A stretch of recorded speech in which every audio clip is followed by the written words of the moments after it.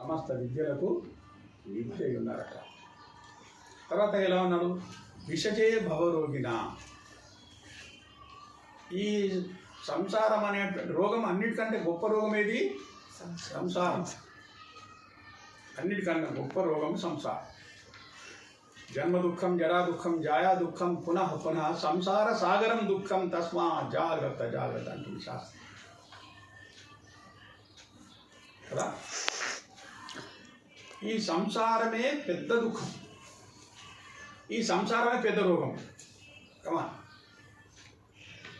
ఈ సంసారమే అన్నిటికన్నా మించిన పెద్ద, అదొక పెద్ద రాచపుండది.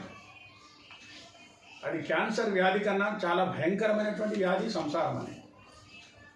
అటువంటి సంసారం అనేటువంటి సంసార రోగం అనేటువంటి దానికి ఆయన వైద్యుడై ఉన్నాడట. ఎవరు? మళ్ళీ తర్వాత ఎలా ఉన్నాడు ఆయన? సమస్త లోకాల గురువు అయినాడు. ఆ సమస్త లోకాల గురువు అయినటువంటి పరమాత్ముడైనటువంటి వాడు దక్షిణామూర్తి. దక్షిణ వైపు ముఖాభిగంతుడై కూర్చున్నాడు కదా. అటువంటి దక్షిణామూర్తి సమస్త లోకాలకు గురువై ఉన్నాడు. ఎందుకు గురువై ఉన్నాడు? మౌన వ్యాఖ్య. ప్రతిసారి అదే చెప్పుకోవాలి.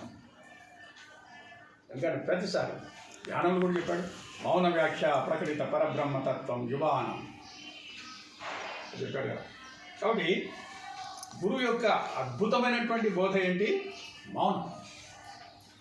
అటువంటి గురువు ఎలా ఉన్నాడు? నిధయే సర్వ విద్యానాం విషజే భవరోగిణాం గురవే సర్వలోకానాం దక్షిణామూర్తయే నమః. వేదాంత పంచదశిలో చెప్తాడు ఒక మాట. అనేక జన్మ భజన, అనేక